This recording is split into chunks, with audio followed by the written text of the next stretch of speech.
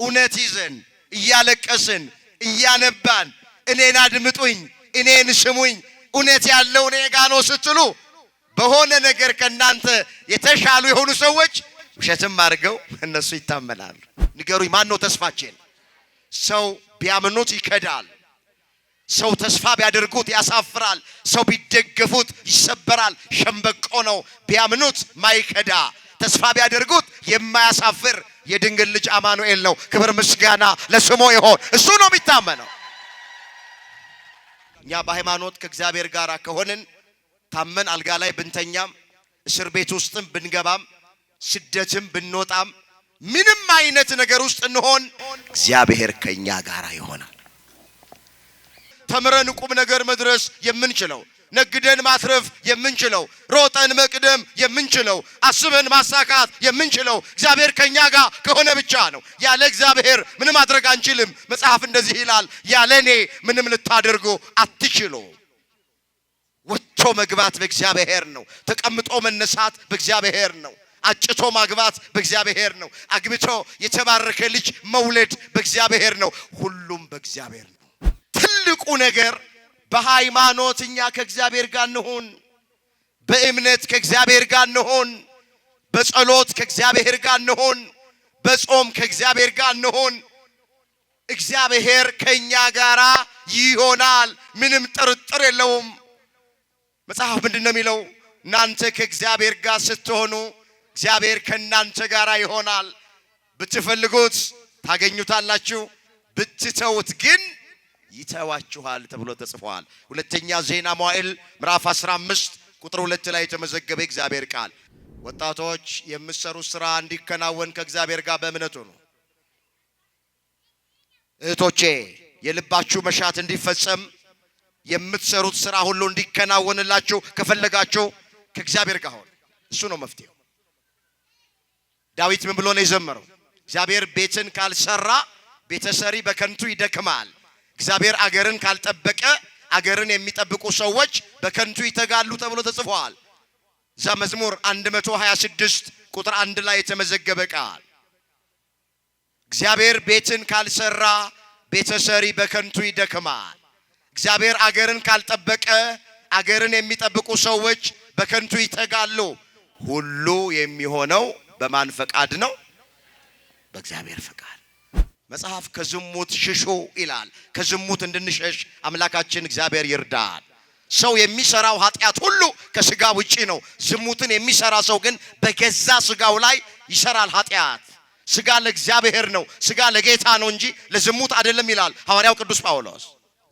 ወንጀል ሳንሰራ ሕግ ሳንተላለፍ ወገኖቼ ኃጢአት ሳይገኝብን ለክፉ ነገር ተላልፈን እንሰጥ እንችላለን። እንዳትደነቁ ኢየሱስ ክርስቶስ በመስቀል ላይ የተሰቀለው ጎኑን በጦር የተወጋው እጆቹን በሚስማር የተቸነከረው ኃጢአት ሰርቶ አይደለም፣ ወንጀል ተገኝቶበት አይደለም። ንጹሕ ባህሪ ነው። ሲሰድቡት መልሶ ያልተሳደበ ነው። መከራ ሲያደርሱበት ያልዛተ ነው። ነገር ግን እንደ ክፉ አድራጊ ቆጥረውት በመስቀል ላይ ሰቅለውታል። በሚስማር ቸንክረውታል። የሸዋ አክሊል ደፍተውበታል።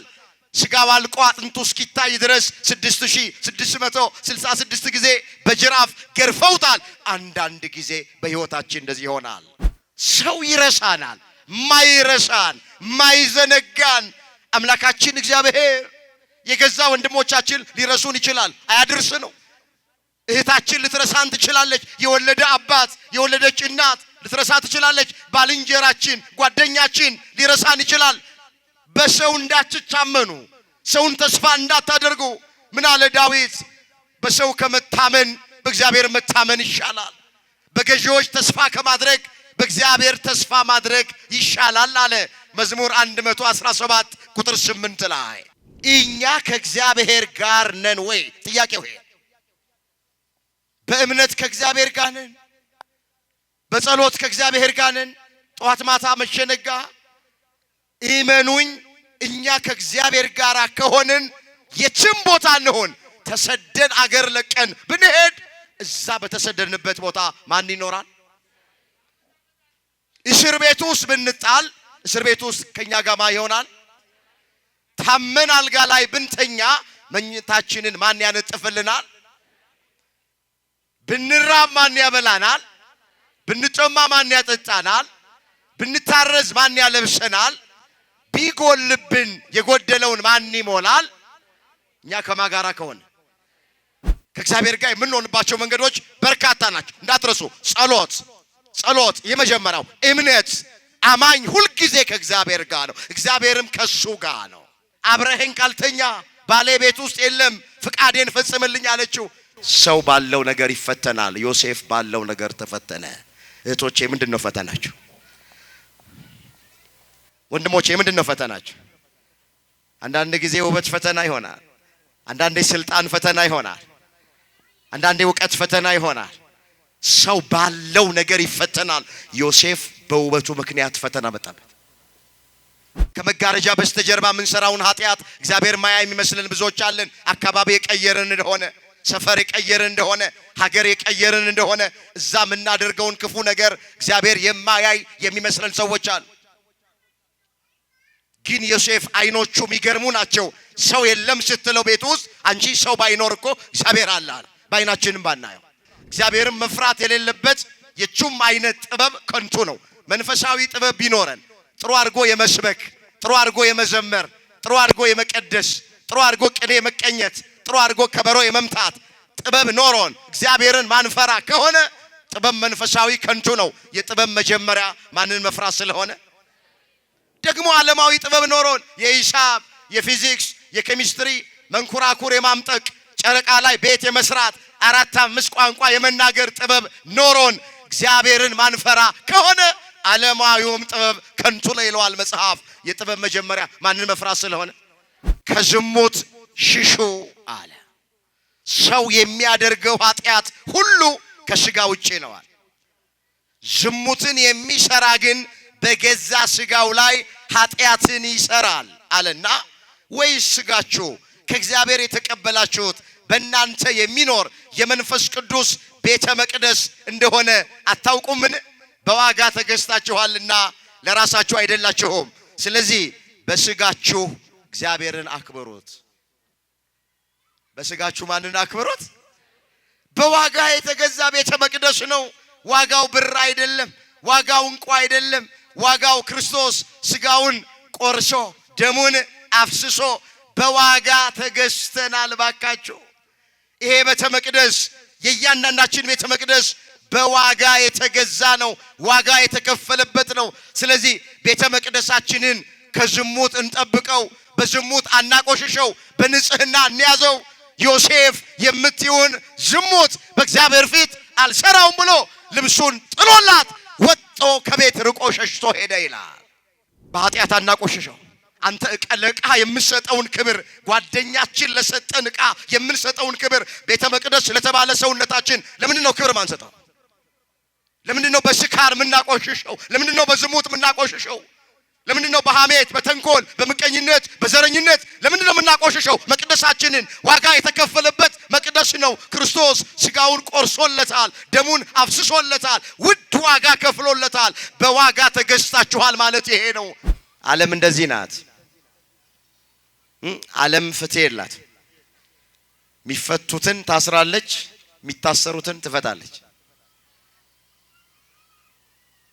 ከዓለም ፍትህና ዳኝነት አትጠብቁ። እውነተኛ ዳኛ ማን ብቻ ነው? ንገሩኝ፣ ማን ብቻ? ፍትህ የሚሰጠው ማን ነው? ፊት አይቶ የማያዳላው ማን ነው? በቅንነት የሚፈርደው ማን ነው? እውነተኛው ዳኛ ማን ነው? አመስግኑት፣ እግዚአብሔር ነው። ክብር ምስጋና ለስሙ ይሁን። ህልም ሁሉ ከእግዚአብሔር አይደለም። ይሄ ህልም ግን ከእግዚአብሔር። አምላካችን እግዚአብሔር መጨረሻችንን ያሳምርልን። እስኪ መጨረሻዬን ድገሙት፣ እስኪ ሰልሱት፣ ያሳምርልኝ። ሁልጊዜም ይኸውላችሁ ወንድሞቼ እህቶቼ፣ ለጸሎት እግዚአብሔር ፊት ስትቆሙ መጨረሻዬን አሳምርልኝ በሉት።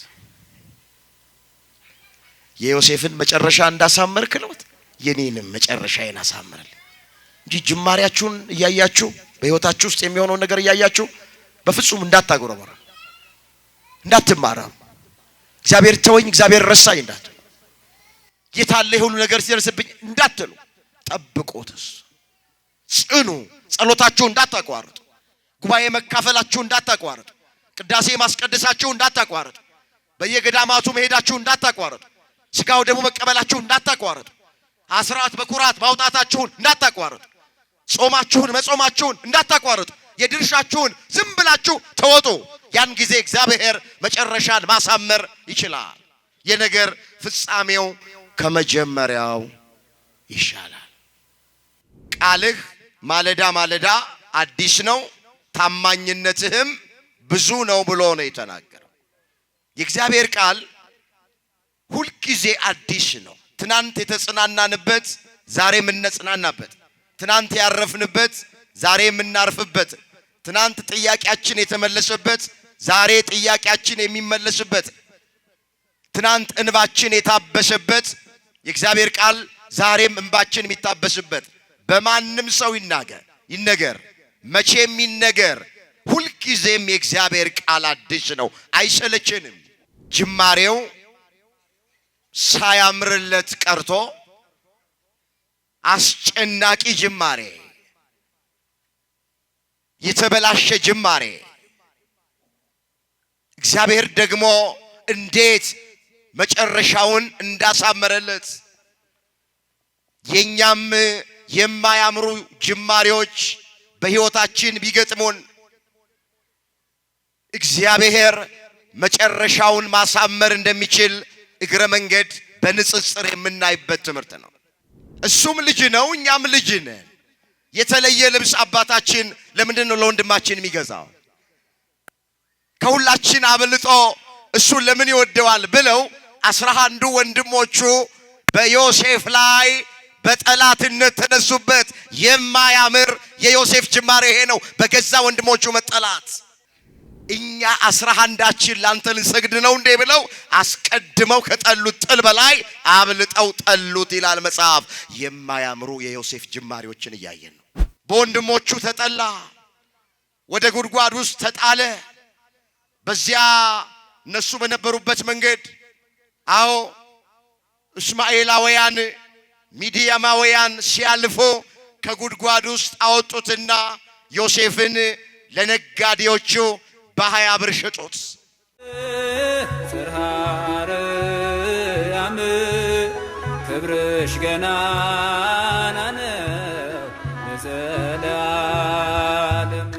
የእናታችን የእመቤታችን የቅድስት ድንግል ማርያም ምልጃ፣ ጸሎት፣ በረከት ከሁላችን ጋራ ይሁንልን። እግዚአብሔር አምላካችን በመካከላችን ተገኝቶ የተሰወረውን የወንጌል ምስጢር ለሁላችን ገልጦ የሚረባንንና የሚጠቅመንን ነገር እንዲያስተምረን የእሱ ቅዱስ ፈቃዶ ይሆንልን። ለዛሬ እግዚአብሔር በሰጠን ጊዜና ሰዓት የምንማማርበት የትምህርታችን ርዕስ የሚሆነው የነገር ፍጻሜ ከመጀመሪያው ይሻላል የሚል ይሆናል። ይህንን በርዕስነት ያነሳነውን ኃይለ ቃል በመጽሐፍ ቅዱሳችን ላይ ተመዝግቦ የምናገኘው በመጽሐፈ መክብብ ምዕራፍ 7 ቁጥር 8 ላይ ነው። የነገር ፍጻሜ ከመጀመሪያው ይሻላል። እግዚአብሔር በዚህ ርዕስ ሁላችንንም እንዲናገረን፣ ሁላችንንም በቃሉ እንዲያሳርፈን፣ እንዲያጽናናን፣ እንዲመክረን የሱ ቅዱስ ፈቃዶ ይሆነልን። የትምህርቱ መሰረታዊ ዓላማ የሚሆነው ጅማሬያቸው የማያምሩ የሚመስሉ ነገሮችን እግዚአብሔር ፍጻሜያቸውን ማሳመር እንደሚችል ማሳየት ይሆናል። በርዕስነት ያነሳነውን ኃይለ ቃል በዚህ ስፍራ ላይ የተናገረው ጠቢቡ ሶሎሞን የተናገረው ቃል አንድ ጊዜ ወደ ርዕሳችን መሰረታዊ ሐሳብ መምጣት ይቻለን ዘንድ ገጸ ንባቡን ከቁጥር 1 ጀምረን እናነባዋለን። መጽሐፈ መክብብ ምዕራፍ 7 ቁጥር 1 ጀምሮ ከመልካም ሽቱ መልካም ስም ከመወለድ ቀን የሞት ቀን ይሻላል። ወደ ግብዣ ቤት ከመሄድ ወደ ለቅሶ ቤት መሄድ ይሻላል፣ እርሱ የሰው ሁሉ ፍጻሜ ነውና። ሕያውም የሆነ በልቡ ያኖረዋል። ከሳቅ ሐዘን ይሻላል፣ ከፊት ሐዘን የተነሳ ልብ ደስ ይሰኛልና። የጠቢባን ልብ በለቅሶ ቤት ነው፣ የሰነፎች ልብ ግን በደስታ ቤት ነው። ሰው የሰነፎችን ዜማ ከሚሰማ ይልቅ የጠቢባንን ተግሳጽ መስማት ይሻለዋል። ከድስት በታች እንደሚቃጠል እሾህ ድምፅ የሰነፍ ሳቅ እንዲሁ ነው፣ ይህ ደግሞ ከንቱ ነው።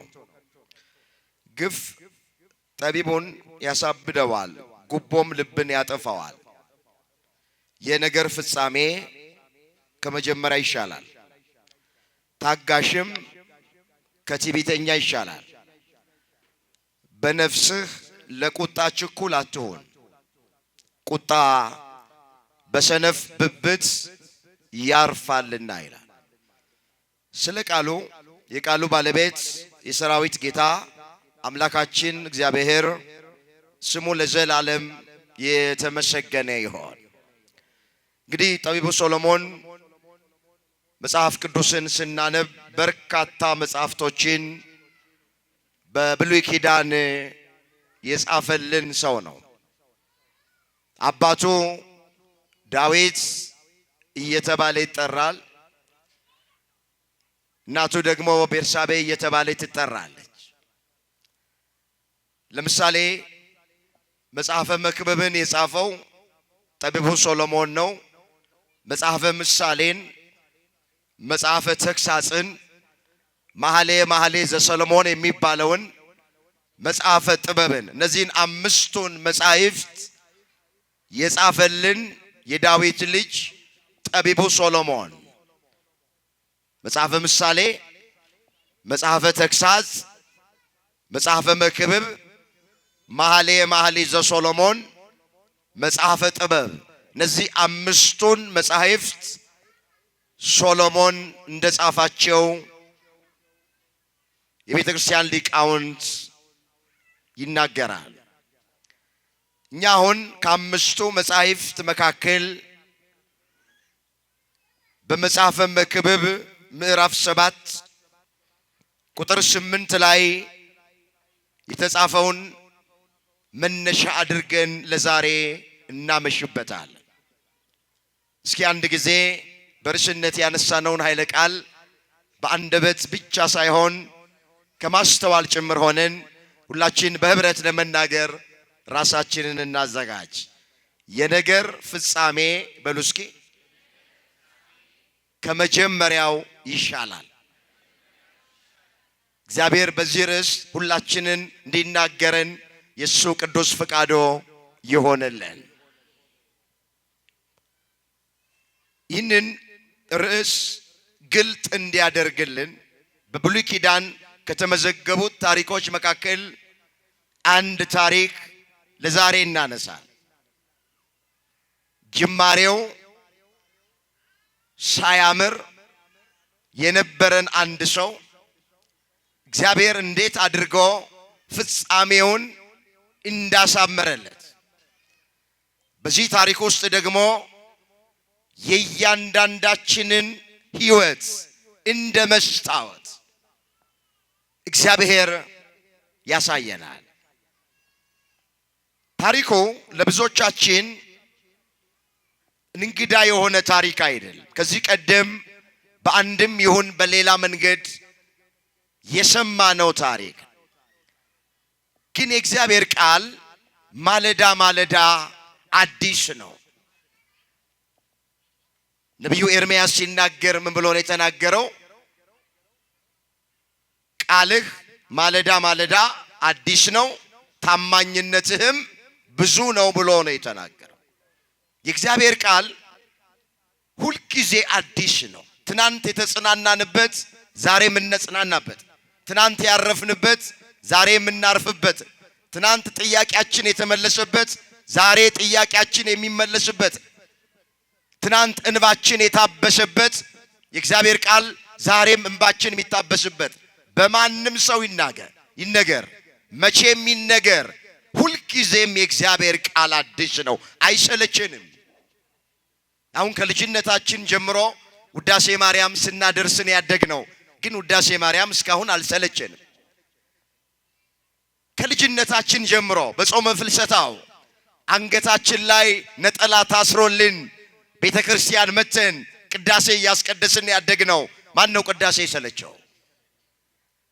በዓለም ያለው መጻሕፍት ልቦለዶች አንድ ጊዜ ካነበብናቸው በኋላ ሁለተኛ ጊዜ ለማንበብ ይሰለቹናል። ፍጻሜያቸውን ስለምናውቅ፣ ታሪኩን ስለምናውቅ፣ ሰው የደረሳቸው ሰው የጻፋቸው ስለሆኑ የእግዚአብሔር መንፈስ ስለሌለባቸው በዓለም ያሉ ልቦለዶች ሰው ያዘጋጃቸው ወገኖቼ አንድ ጊዜ አንብበናቸው ሁለተኛ ጊዜ ማንበብ አንችልም። መጽሐፍ ቅዱስ ግን ማለዳ ማለዳ አዲስ ነው።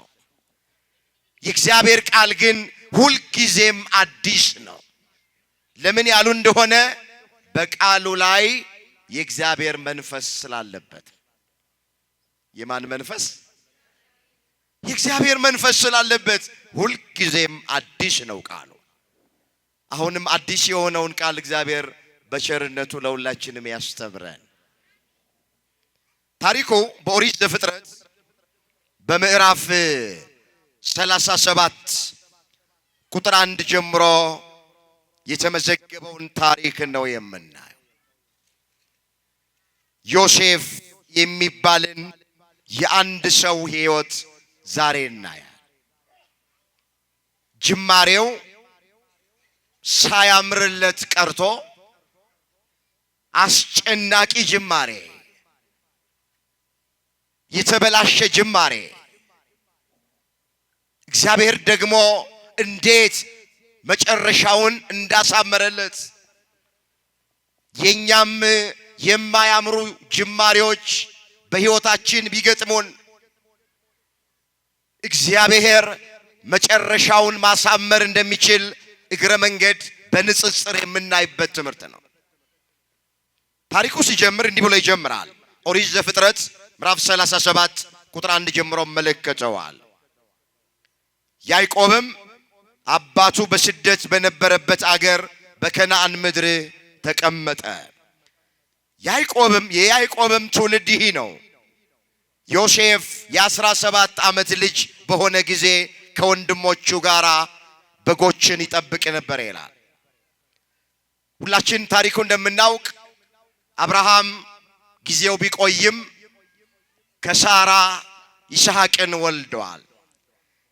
ይስሐቅም እድሜው ለጋብቻ ሲደርስ ርብቃ የምትባልን ሴት አግብቶ ያዕቆብና ኤሳውን ወልደዋል።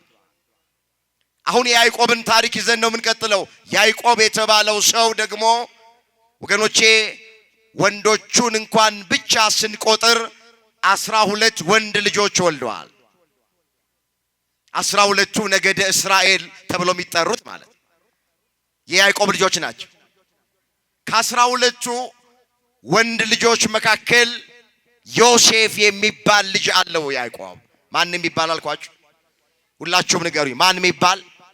ዮሴፍ። ዮሴፍ የስሙ ትርጉም እግዚአብሔር ይጨምራል ማለት ነው። እግዚአብሔር ምን ይላል? እግረ መንገድ ስም ስታወጡ ከቻላችሁ ከመጽሐፍ ቅዱስ አውጡ። የሚያንጹ ስሞች፣ ትርጉም ያላቸው ስሞች፣ እግዚአብሔር የሚከብርባቸው ስሞች አሉ። አሁን ዛሬ በጣም የሚያስደነግጡ ስሞች፣ ምንም ማያንጹ ስሞች፣ ትርጉም የሌላቸው ስሞች ብዙ ሰው ያወጣል። ወይም ስም ስናወጣ ታሪኩን አናውቅም፣ ለአጠራር ስራ ማረ ብቻ ዝም ብለው ለልጆቻቸው ስም ያወጡ ሰዎች አሉ። ልጆቹ ካደጉ በኋላ የስማቸውን ትርጉምና ታሪኩ ከመጽሐፍ ቅዱስ አኳያ ምን እንደሆነ ሲያውቁ ከወላጆቻቸው ጋር ይጣላሉ። አሁን ልጁን ዲና ብሎ የሚጠራ ሰው እንዴት ይኖራል? ዲና ማለት ስሙ ሊያምር ይችላል ለአፍ ሲጠራ፣ መጽሐፍ ቅዱስን ስታነቡ ግን የዲና ታሪክ የተበላሸ ታሪክ ነው። አባቶቻችን ምን ይላሉ? ስም ከስብ በላይ ይሸታል ይላል።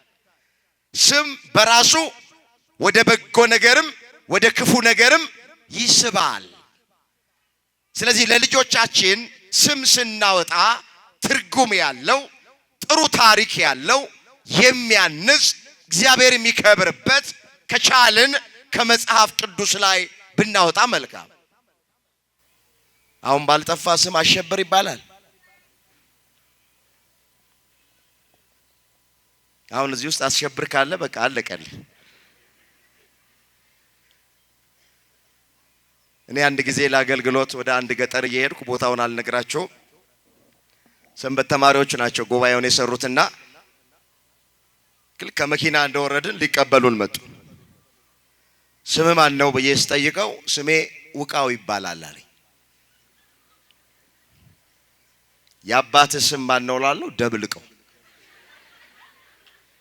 አሁን እናት ባልጠፋ ስም ልጇን እንዲህ ብላ ትጠራለች። ስለዚህ ዮሴፍ ማለት እግዚአብሔር ይጨምራል ማለት። እግዚአብሔር ምን ይላል? እግዚአብሔር በጎ ነገር ለሁላችንም ይጨምርልን። አሜን በሉ። ያዕቆብ ከ12ቱ ወንድ ልጆች መካከል ዮሴፍን በልዩነት ይወደዋል። ለምን ያሉ እንደሆነ በስተርጅና የወለደው ልጁ ስለነበር አይኑ ከፈዘዘ ሰውነቱ ከደነዘዘ በኋላ ካረጀ በኋላ የወለደው ልጅ ስለሆነ ከ12ቱ ወንድ ልጆቹ መካከል ያዕቆብ አብዝቶ የሚወደው ወይም አብልጦ የሚወደው ልጁ ዮሴፍን አንድም በጣም ከሚወዳት ከራሔል 14 ዓመት ደጅ ጠንቶ ያገኘው ልጁ ስለሆነ ዮሴፍን ከልጆቹ ሁሉ ይልቅ ይወደዋል። አንዳንድ ጊዜ ቤት ውስጥ አባት የሚወደው ይኖራል፣ እናት የምትወደው ይኖራል። ይሄ መጽሐፍ ቅዱስ ላይ የተመዘገበ ከፀሐይ በታች ምንም አዲስ ነገር የለም። የመጽሐፍ ቅዱስን ታሪክ ስናጠና ዛነ ርብቃና ይስሐቅ ቤት ውስጥ ብንገባ ርብቃ የምትወደው ያዕቆብን ነበረ። ስትጠራው አቤት ስትልከው ወዴት ስለሚላት። ባል ደግሞ ይስሐቅ የሚወደው ኤሳውን ነበረ። ስለዚህ ቤት ውስጥም አባት የሚወደው ሊኖር ይችላል። አብልጦ ሁሉ ልጆችን ይወዳል፣ ግን አብልጦ የሚወደው ሊኖር ይችላል። ወይም እናት የምትወደው ሊኖር ይችላል። አሁንም ያዕቆብ ዮሴፍን እጅግ አድርጎ ይወደዋል። ለምን? በስተርጅና የወለደው ስለሆነ ከሚወዳት ከራሔል 14 ዓመት ደጅ ጠንቶ ያገኛት። ስንት ዓመት አልኳችሁ? ዛሬ አሁን የትኛው ጎረምሳ ነው 14 ዓመት ደጅ ጠንቶ ሚስት የሚያገኘው? ትዕግስት አለን አሁን እንደ ያዕቆብ? ዮሴፍ ራሔልን ለማግኘት ያዕቆብ 14 ዓመት ነው ደጅ ጠን። እሱ ታሪኩ ሰፊ ነው፣ ወደዛ ውስጥ አልገባ። በጣም ስለሚወደው የተለየች ልብስ ገዛና ለዮሴፍ አለበሰው። ያዕቆብ እንዲህ ይላል፣ ዮሴፍን ከልጆቹ ሁሉ ይልቅ ይወደው ነበርና በብዙ ህብር ያጌጠች ቀሚስ አደረገለት። ከዚህ የተነሳ ወንድሞቹ አባታቸው ከልጆቹ ሁሉ ይልቅ እንዲወደው ባዩ ጊዜ ጠሉት፣ በሰላምም ያናግሩ ዘንድ አልቻሉም። የማያምር የዮሴፍ ጅማሬ እዚህ ጋር ነው የሚጀምረው። በገዛ ወንድሞቹ ተጠላ። እሱም ልጅ ነው፣ እኛም ልጅ ነን።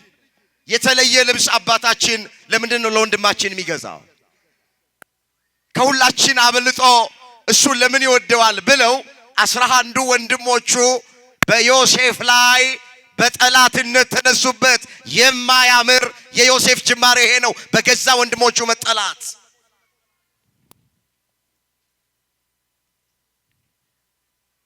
ህልም የማለም ጸጋ አለው ዮሴፍ። አንድ ቀን ህልም አለመና ለወንድሞቹ ነገራቸው። በእርሻ መካከል ነዶ ስናስር አለ ዮሴፍ። የኔ ነዶ ቀጥ ብላ ቆመች። 11 ነዶ በኔ ነዶ ዙሪያ ዞረው ሲሰግዱ በህልሜ ተመለከትኩ። ፍቹ ምንድነው አለ ለወንድሞቹ ነገራቸው። 11 ነዶ የተባልን እኛ 11 ወንድሞች ነን። መሃል ላይ የቆመችው ነዶ ያንተ ምሳሌ ናት። እኛ 11ዳችን ላንተ ልንሰግድ ነው እንዴ ብለው አስቀድመው ከጠሉት ጥል በላይ አብልጠው ጠሉት ይላል መጽሐፍ። የማያምሩ የዮሴፍ ጅማሬዎችን እያየን ነው። ጠሉት በቃ ወንድሞቹ። ለዓይናቸው ጠሉት፣ በሰላምም ያናግሩት ዘንድ አልቻሉም። የገዛ ወንድሞቹ ጠሉት። መጽሐፍ ምን ይላል? የሰው ጠላቱ የቤቱ ሰዎች ናቸው። ጠላት ከሩቅ አይመጣም። በዚህ በማቴዎስ ወንጌል ምዕራፍ 10 ቁጥር 36 ላይ የእግዚአብሔር ቃል ምን ይላል? የሰው ጠላቱ የቤቱ ሰዎች ናቸው። አቤልን የገደለው ወንድሙ ቃየን ነው። ዮሴፍን የጠሉት ኋላም የሚሸጡት ወደ ጉድጓድ የሚጥሉት እናየዋለን፣ የገዛ ወንድሞቹ ናቸው። ጌታችን መድኃኒታችን ኢየሱስ ክርስቶስን ለመስቀል ሞት አሳልፎ የሰጠው ከዋለበት የዋለ ካደረበት ያደረ የእጁን ተአምራት በዓይኖቹ የተመለከተ የቃሉን ትምህርት በጆሮቹ ያደመጠ ይሁዳ ነው። ኢየሱስ ክርስቶስን ለመስቀል ሞት አሳልፎ የሰጠው የሰው ጠላቱ የቤቱ ሰዎች ናቸው። ጠላት ከሩቅ አይመጣም። የቤተ ክርስቲያን ጠላቶች፣ የኛ ጠላቶች ወገኖቼ የቅርባችን የሆኑ ሰዎች ናቸው። በጠላትነት ተነሱ። ሌላ ህልም እንደገና አለመ ዮሴፍ። ምን አለ? በህልሜ አለ 11 ከዋክብት ፀሐይና ጨረቃ ሲሰግዱልኝ ተመለከትኩ ብሎ ለአባቱ ነገረ። አባትየው እንደዚህ አድርጎ ፈታ። 11 ከዋክብት የተባሉት 11ዱ ወንድሞች ናቸው። ፀሐይና ጨረቃ እኔና እናትህ ነን፣ ሁላችን ላንተ መስገዳችን ነው እንዴ አለ አባትየው። ታሪኩ ሰፊ ነው። አንድ ቀን አገልግል አስያዘውና እስኪ ወንድሞችህ በበረሃ በምድረ በዳ በጎች እየጠበቁ ነው፣ በሰላም ናቸው ወይ? እስኪ ወሬያቸውን ይዘህ ናልኝ አለና አባቱ ያዕቆብ ዮሴፍን አገልግል አስይዞት ላከው ይላል። እሺ ብሎ ለአባቱ ታዞ አገልግል ይዞ ወደ ወንድሞቹ ጋር መጣ ዮሴፍ። ገና በሩቅ አዩት። ህልመኛ ወንድማችን መጣ፣ ህልሙ ሳይፈታ ደሙን ማፍሰስ አለብን፣ ነፍሱን ማጥፋት አለብን፣ መግደል አለብን፣ ሳይቀድመን እንቀድመዋለን። የገዛ ወንድሞቹ በዮሴፍ ላይ ወገኖቼ የሞት ድግስ ደገሱለት። ባጭር መቀጨት አለበት። ከፍ ካለ ካደገ በኋላ ሆነ እሱ በእኛ ላይ የሚሰለጥንብን ከሆነ እንቅደመው ብለው 11 ወንድሞች ቁጭ ብለው ተማከሩ። እሱ እኮ እነሱ የሚበሉትን አገልግል ይዞላቸው እየመጣ ነው። ወርቅ ላበደረ ጠጠር ይላሉ አባቶች። ተርበዋል ብሎ አባቴ ልኮኛል ብሎ የቤተ ክርስቲያን ታሪክ እንደሚነግረን ዮሴፍ አገልግሉን ይዞ በሚሄድበት ጊዜ ተራበ ይላል። ነገር ግን በተራበ ጊዜ እንኳን ከነሱ አገልግል ላይ አልበላም፣ አልተጠቀመም። ታማኝነቱን ተመልከቱ። እነሱ ክፉ ነው የሚያስቡበት፣ እነሱ ሊገሉት ነው የሚያስቡት። እሱ ግን ለነሱ ከያዘው አገልግል እንኳን አልቀምስም ብሎ መልእክቱን እስኪያደርስ ድረስ እነሱን በናፍቆት ነበር የሚጠብቃቸው። እነሱ ግን የሞት ድግስ ደግሰውለት ነበር። ከመካከላቸው አንደኛው ሮቤል የሚባለው የበኩር ልጅ ለወንድሞቹ እንደዚህ አለ፣ ወንድማችንን ገለን በኋላ በደሙ ከምንጠየቅ ዝም ብለን ጉድጓድ ውስጥ ብንጥለው አይበቃም ወይ? ልጅ እኮ ነው፣ ወንድማችን እኮ ነው። ለምን ደሙን እናፈሳለን? ለምን ነፍሱን እናጠፋዋለን? ጉድጓድ ውስጥ እንጣለዋል። ሮቤል ይሄን ያለበት ምክንያት መጽሐፉ ምን ይላል? እነሱ ዘወር ሲሉ ከጉድጓድ ውስጥ አውጥቶ ወደ አባቱ ወደ ያዕቆብ ሊልከው ፈልጎ አንግደለው፣ ጉድጓድ ውስጥ እንጣለው አለ ሮቤል። እሺ ተባባሉና ለአባታችን ግን ምንድነው ማለት የሚገባን አሉ። ልብሱን በደም ለውሰን ነከረን፣ የምትወደው ልጅህ ሞቷል፣ እርምህን አውጣ ብለን ለያዕቆብ እንልካለን አሉት። ልብሱን አወለቁ፣ ልብሱን ገፈፉት፣ በደም ነከሩና ላኩለት ለያዕቆብ። ያ የምትወደው ልጅህ የተለየ ልብስ ያለበስከው ከኛ በላይ የምትወደው ልጅህ በህይወት የለም፣ እርምህን አውጣ ሞቶልሃል ብለው መልእክት ላኩለት። ልብሱን ሲያይ የዮሴፍ ልብስ ነው፣ እንደገና በደም ተነክሯል። በቃ ክፉ አውሬ አግኝቶት በልቷል አለና ሐዘን ቁጭ አለ ያዕቆብ። እዚህ ጋር የምናየው አንድ ምስጢር አለ። ትዝ ይላችሁ እንደሆነ ያዕቆብ የወንድሙ የዮሴፍን ብኩርና የወሰደው የበግ ቆዳ ለብሶ ጸጉር ለብሶ በልብስ ነበር አታሎ ገብቶ የወንድሙ የኤሳውን ብኩርናውን በረከቱን የወሰደው። እዛ ጋር በልብስ አታሎ ነበር ያዕቆብ። እንደገና መልሶ የገዛ ልጆቹ በልብስ አታለሉት። ሰው የዘራውን ያጭዳል። ሰው እጁን ያገኛል። ሌሎቹን ባታለልንበት መንገድ እኛም እንታለላለን። ያዕቆብ ኤሳው ነኝ ብሎ ኤሳው ሳይሆን የበግ ቆዳ ለብሶ ጸጉራም ሆኖ ኤሳው ጸጉራም ስለሆነ አባቱ ይስሐቅ አይኑ ስለፈዘዘ ገብቶ ተባርኮ ነበረ። አታለው ማለት እዚህ የገዛ ልጆቹ አታለሉት። ልጅ ዮሴፍ ሞተ፣ ይሄው ልብሱ በደም ተጨማልቋል፣ አውሬ በልቶታል ብለው አሉት። በስተርጅናው እያዘነ ወደ መቃብር እንዲወርድ አደረጉት። እንመለስ። እስካሁን እያየን ያለነው የማያምር የዮሴፍን ጅማሬ ነው። በወንድሞቹ ተጠላ፣ ወደ ጉድጓድ ውስጥ ተጣለ። በዚያ እነሱ በነበሩበት መንገድ አዎ እስማኤላውያን ሚዲያማውያን ሲያልፉ ከጉድጓድ ውስጥ አወጡትና ዮሴፍን ለነጋዴዎቹ በ20 ብር ሸጡት። በስንት ብር ሸጡት? በ20 ብር ሸጡት። ገዙትና እነዛ ነጋዴያን ዮሴፍን ወደ ግብጽ ይዘውት ወረዱ ይላል። እንደ ሸቀጥ ሰው ተሸጠ። እነዚህ በ20 ብር የገዙት ነጋዴዎች ደግሞ 10 ብር አተረፉና ጲጢፋራ ለሚባለው ሰው በ30 ብር እንደገና ዮሴፍን ሸጡት። ተሽጦ ወደ ጲጢፋራ ቤት ገባ። ይሄ ታሪክ በኦሪት ዘፍጥረት በምዕራፍ 39 ቁጥር 1 ጀምሮ የተመዘገበ ታሪክ እንዲህ ይላል። ዮሴፍ ግን ወደ ግብጽ ወረደ። የፈርዖን ጃንደረባ የዘበኞች አለቃ የሚሆን የግብጽ ሰው ጲጢፋራ ወደ ግብጽ ከወረዱት ከእስማኤላውያን እጅ ገዛው። እግዚአብሔር ከዮሴፍ ጋር ነበረ። እስኪ እግዚአብሔር በሉ። ከዮሴፍ ጋር ነበረ። ዮሴፍ ከማጋራ ስለነበረ እግዚአብሔር ደግሞ ከማጋ ነው። ሲሸጥ አብሮ ተሸጠ ይላሉ አባቶች። አብሮ ከዮሴፍ ጋር ተሰደደ። ከዮሴፍ ጋር አለ እግዚአብሔር። ዮሴፍ ባለበት እግዚአብሔር አለ። ተሽጦ ወደ ግብጽ ሲወርድ ከዮሴፍ ጋር እግዚአብሔር ነው። ይውላችሁ እኛ በሃይማኖት ከእግዚአብሔር ጋር ከሆነን ታመን አልጋ ላይ ብንተኛም እስር ቤት ውስጥም ብንገባም ስደትም ብንወጣም ምንም አይነት ነገር ውስጥ እንሆን እግዚአብሔር ከኛ ጋር ይሆናል። ትልቁ ነገር በሃይማኖት እኛ ከእግዚአብሔር ጋር እንሆን፣ በእምነት ከእግዚአብሔር ጋር እንሆን፣ በጸሎት ከእግዚአብሔር ጋር እንሆን፣ በጾም ከእግዚአብሔር ጋር እንሆን። እግዚአብሔር ከኛ ጋር ይሆናል። ምንም ጥርጥር የለውም። መጽሐፍ ምንድነው የሚለው? እናንተ ከእግዚአብሔር ጋር ስትሆኑ እግዚአብሔር ከናንተ ጋር ይሆናል።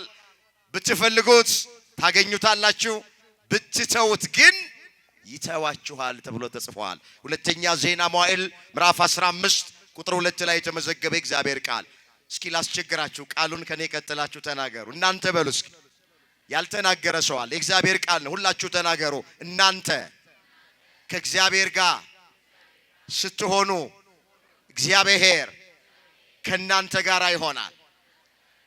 ከማጋራ ይሆናል። እኛ ከማጋራ ከሆንን ጥያቄው እኛ ከእግዚአብሔር ጋር ነን ወይ ነው ብቻ ነው። እሱ ነው ጥያቄ። እኛ ከእግዚአብሔር ጋር ነን ወይ? ጥያቄው ይሄ። በእምነት ከእግዚአብሔር ጋር ነን፣ በጸሎት ከእግዚአብሔር ጋር ነን። ጠዋት ማታ መሸነጋ እመኑኝ፣ እኛ ከእግዚአብሔር ጋር ከሆንን የትም ቦታ እንሆን ተሰደን አገር ለቀን ብንሄድ እዛ በተሰደድንበት ቦታ ማን ይኖራል? እስር ቤት ውስጥ ብንጣል እስር ቤት ውስጥ ከኛ ጋር ማን ይሆናል?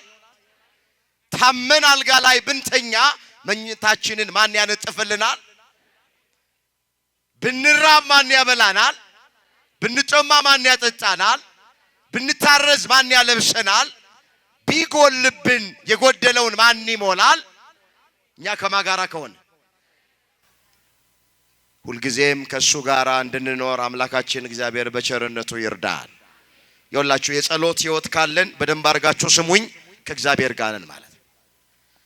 መቼም እዚህ ቅዳሴ የምናስቀድስ ከሆነ ወገኖቼ ከእግዚአብሔር ጋር ነን። እንዲህ ባለ ጉባኤ ቁጭ ብለን ቃሉን የምንሰማ ከሆነ ከእግዚአብሔር ጋር ነን። እግዚአብሔርን በፍጹም ልባችን፣ በፍጹም ነፍሳችን፣ በፍጹም ኃይላችን የምናምነው ከሆነ ከእግዚአብሔር ጋር ነን። ከእግዚአብሔር ጋር የምንሆንባቸው መንገዶች በርካታ ናቸው። እንዳትረሱ። ጸሎት የመጀመሪያው፣ እምነት አማኝ ሁልጊዜ ከእግዚአብሔር ጋር ነው፣ እግዚአብሔርም ከሱ ጋር ነው።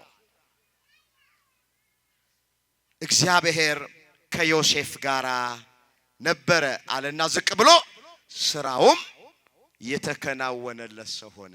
እስኪ ስራውም በሉ የተከናወነለት ሰው ሆነ። ስራችን የሚከናወንልን እግዚአብሔር ከማጋ ከሆነ ነው። የምንሰራው ስራ የሚከናወንልን ስለኛ ቅልጥፍና አይደለም፣ ስለ ትምህርት ዝግጅታችን አይደለም፣ ስለ ተጨነቅን አይደለም፣ ስለኛ መውጣት መውረድ አይደለም። ትምህርት አያስፈልግም አልወጣንም፣ ያስፈልጋል። ትምህርት ብቻውን ግን ወገኖቼ ቅልጥፍና ብቻውን ግን እግዚአብሔር ከኛ ጋር ካልሆነ በፍጹም አይከናወንም። ተምረን ቁም ነገር መድረስ የምንችለው፣ ነግደን ማትረፍ የምንችለው፣ ሮጠን መቅደም የምንችለው፣ አስበን ማሳካት የምንችለው እግዚአብሔር ከኛ ጋር ከሆነ ብቻ ነው። ያለ እግዚአብሔር ምንም ማድረግ አንችልም። መጽሐፍ እንደዚህ ይላል፣ ያለኔ ምንም ልታደርጉ አትችሉ። ወጥቶ መግባት በእግዚአብሔር ነው። ተቀምጦ መነሳት በእግዚአብሔር ነው። አጭቶ ማግባት በእግዚአብሔር ነው። አግብቶ የተባረከ ልጅ መውለድ በእግዚአብሔር ነው። ሁሉም በእግዚአብሔር ነው። የዮሐንስ ወንጌል ምዕራፍ 15 ቁጥር 5 ላይ የተመዘገበ እግዚአብሔር ቃል ያለኔ ምንም ልታደርጉ አትችሉም። እስኪ ያለኔ በሉ። ምንም ልታደርጉ አትችሉም። ያለማ ስሙን ጠሩት። ያለማ ሮጦ መቅደም በማን ነው? ነግዶ ማትረፍ በማን ነው? ተምሮ ቁም ነገር መድረስ በማን ነው? አጭቶ ማግባት በማን ነው? አግብቶ የተባረኩ ልጆች መውለድ በማን ነው? ሁሉ በማን ነው? ሁሉ በእግዚአብሔር ነው። እግዚአብሔር ከዮሴፍ ጋር ስለሆነ የሚሰራው ስራ ሁሉ ተከናወነለት። ምን አለለት? ወጣቶች የምትሰሩት ስራ እንዲከናወን ከእግዚአብሔር ጋር በእምነቱ ነው። እህቶቼ የልባችሁ መሻት እንዲፈጸም የምትሰሩት ስራ ሁሉ እንዲከናወንላችሁ ከፈለጋችሁ ከእግዚአብሔር ጋር ሆነ። እሱ ነው መፍትሄው። ዳዊት ምን ብሎ ነው የዘመረው? እግዚአብሔር ቤትን ካልሰራ ቤተሰሪ በከንቱ ይደክማል። እግዚአብሔር አገርን ካልጠበቀ አገርን የሚጠብቁ ሰዎች በከንቱ ይተጋሉ ተብሎ ተጽፏል። እዛ መዝሙር 126 ቁጥር 1 ላይ የተመዘገበ ቃል እግዚአብሔር ቤትን ካልሰራ ቤተሰሪ በከንቱ ይደክማል። እግዚአብሔር አገርን ካልጠበቀ አገርን የሚጠብቁ ሰዎች በከንቱ ይተጋሉ። ሁሉ የሚሆነው በማን ፈቃድ ነው? በእግዚአብሔር ፈቃድ። የሚሰራ ሁሉ ተከናወነለት። እንመለስ ወደ ቀደመ ነገራችን። በግብፃዊው ጌታም ቤት ነበረ፣ ጌታውም እግዚአብሔር ከእርሱ ጋር እንዳለ እርሱም የሚሰራ ሁሉ እግዚአብሔር በእጁ እንዳከናወነለት አየ። ዮሴፍም በጌታው ፊት ሞገስ አገኘ። ምን አገኘ? ሞገስ አገኘ። በቤቱ ላይ ሁሉ አሰለጠነው። ጲጢፋራ ዮሴፍ ሾመው። ያላንተ ፈቃድ ሚገባ ሚወጣ ነገር የለም ብሎ ከሚስቱ በስተቀረ ይሄ ንጉሥ ሁሉን ለዮሴፍ አሳልፎ ሰጠ። አንድ ቀን ዮሴፍ ከቤት ሲወጣ ሲገባ የዚህ ንጉሥ ሚስት አየችውና በሐጸት ዝሙት ተነደፈ ይችላል። ሌላ ፈተና መጣበት። ሲወጣ ባቱን ሲገባ ደረቱን ይላሉ አባቶቻችን። ዮሴፍን አየችውና አብረኸኝ ተኛ፣ ፍቃዴን ፈጽምልኝ አለችው። እጅግ ውብና መልከ መልካም ሰው ነበረ። ከራስ ፀጉሩ እስከ እግር ጥፍሩ ድረስ ውብ ነበረ። መልከ መልካም ልጅ ነበረ ዮሴፍ። መልኩ ያማረ ነው፣ ጠባዩ ያማረ ነው፣ እግዚአብሔርን የሚፈራ ነው፣ እግዚአብሔርን የሚያውቅ ነው። ሁለቱንም ውበት አስተባብሮ የያዘ ሰው ነው ዮሴፍ። ታውቃላችሁ አንዳንዶቻችን ስጋዊ ውበት ቢኖረን መንፈሳዊ ውበት ግን ብዙዎቻችን የለንም። ውጫዊ ውበት ያላቸው ብዙ ሰዎች ውሳጣዊ ውበታቸውን ስታዩ ባዶ ይሆናሉ። እግዚአብሔርን ማያውቁ ናቸው። መንፈሳዊነት ማይገባቸው ናቸው። ቤተክርስቲያን መምጣት ኋላ ቀርነት ይመስላቸዋል። መጾም፣ መጸለይ፣ ማስቀደስ ጊዜ የሌላቸው ሰዎች መሰብሰቢያ ይመስላቸዋል። ቤተክርስቲያን መሄድ በውጭ ስትዋቸው ስጋዊ ውበት ሊሆናቸው ግን ይችላሉ። ዮሴፍ በውስጡም ውብ ነው፣ ልቡ ውብ ነው፣ በውጭም በስጋውም ውብ ነው። እግዚአብሔር ሁለቱንም ውበት ለሁላችን ያደለን። እቺ ሴት ውበቱን አየችና በውበቱ ተሸነፈች። አብረህን ካልተኛ ባሌ ቤት ውስጥ የለም ፍቃዴን ፈጽምልኝ አለችው። ሰው ባለው ነገር ይፈተናል። ዮሴፍ ባለው ነገር ተፈተነ። እህቶቼ ምንድነው ፈተናችሁ?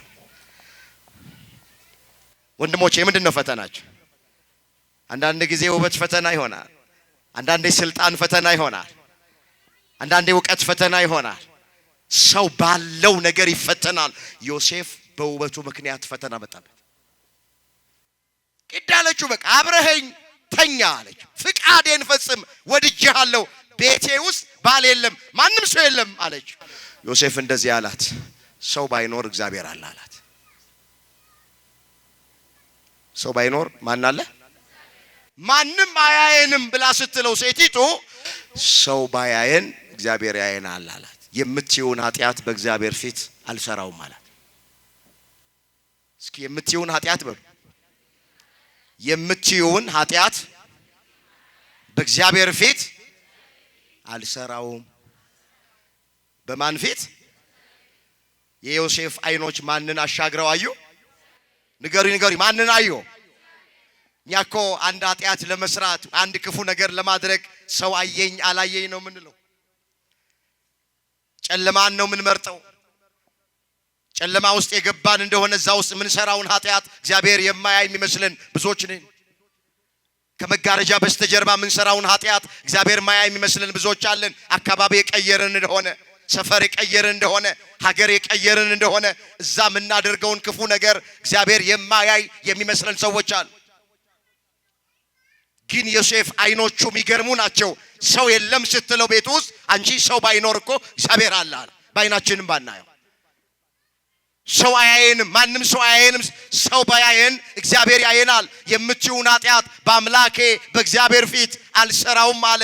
የጥበብ መጀመሪያ ማንን መፍራት ነው? ዮሴፍ እግዚአብሔርን ፈራ። እግዚአብሔር ይህን ጥበብ ለሁላችንም ይስጠን። በዚህ በመጽሐፈ ምሳሌ ምዕራፍ 1 ቁጥር 7 ላይ የጥበብ መጀመሪያ እግዚአብሔርን መፍራት ነው ተብሎ ተጽፏል። የመንፈሳዊውም ጥበብ የዓለማዊውም ጥበብ መጀመሪያ እግዚአብሔርን መፍራት። እግዚአብሔርን መፍራት የሌለበት የቹም አይነት ጥበብ ከንቱ ነው።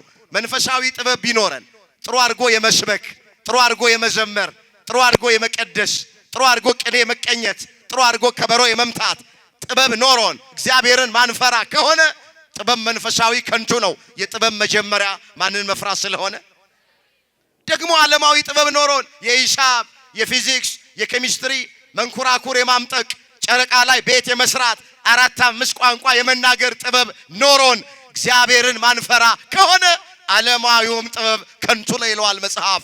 የጥበብ መጀመሪያ ማንን መፍራት ስለሆነ አምላካችን እግዚአብሔር እሱን የሚፈራ ልብ ለሁላችንም ያድለን።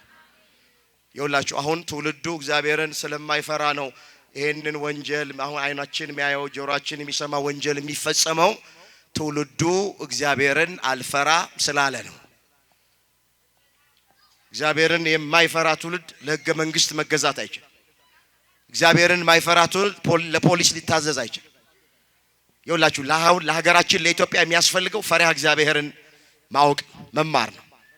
ፈሪሃ እግዚአብሔር ያለው ሰው ለትዳሩ ታማኝ ነው። እግዚአብሔርን የሚፈራ ባል ለቃል ኪዳን ሚስቱ ታማኝ ነው። ንግረ መንገድ ሚስቶች ባል ስትመርጡ ስታጩ ምን አለው ብላችሁ አትበሉ። የሚቀድመው ነገር እሱ አይደለም። እግዚአብሔርን ያውቃል ወይ በሉ። እግዚአብሔርን ይፈራል ወይ በሉ። ለእግዚአብሔር ከሆነ ላንቺ ይሆንሻል፣ ለእግዚአብሔር ካልሆነ ላንቺ አይሆንሽም። አሁን የኛ መስፈርታችን ቤት ሰርቷል ወይ መኪና ገዝቷል ወይ? ቤት ያለው ባል ከተገኘ ጥሩ ነው፣ ማን ይጠላል? ቤት ሰርቶ እሱ ካልተሰራ ምን ይጠቅምሻል? መኪና ገዝቷል፣ መኪና ያለው ባል ከተገኘ ጥሩ ነው፣ መኪና ገዝቶ ራሱን ካልገዛ ምን ይጠቅምሻል? እዛም ሚልከሰከስ ከሆነ በዝሙት ሚረክስ ከሆነ ለቃል ኪዳን ሚስቱ ማይታመን ከሆነ ምን ዋጋ አለው? ቁሳቁስ ብር ኖሮት ወርቅ ኖሮት እግዚአብሔር ከሌለው እግዚአብሔር የማይፈራ ከሆነ ምን ይጠቅምሻል? ስለዚህ ሁላችሁ መስፈርታችን ፈሪሃ እግዚአብሔር፣ እሱን የሚፈራ ልብ እግዚአብሔር ለሁላችን በቸርነቱ ያደለን። የምትችውን ኃጢአት በእግዚአብሔር ፊት አልሰራው ማለት ማን ስለፈራ ነው? እግዚአብሔርን የሚፈራ ሰው ነጋዴውም ታማኝ ይሆናል፣ ባልም ታማኝ፣ ሚስትም ታማኝ። ወገኖቼ ሁሉም ሰው ታማኝ መሆን የሚችለው ፈሪሃ እግዚአብሔርን የሚያውቅ ከሆነ እሱን የሚፈራ ልብ እግዚአብሔር ለሁላችን በቸርነቱ ያደለን። እምቢ አላት፣ በቃ አልፈጽምም አላት። ታሪኩ እንደምናውቅ እምቢ ሲላት አንድ ቀን ጠበቀችና ተጠመጠመችበት ይላል። አስገድዳ እንትን ልትል ማለት ነው። ተጠመጠመችበት ነው። ፍቃዴን ፈጽምልኝ ብላ ስትጠመጠምበት ልብሱን አወለቀና ሮጦ ከቤቱ ወጣ ይላል። አሁን ወጣቶች እንደዚህ አይነት አጋጣሚ ቢገኝ እንኳን ዘንቦብሽ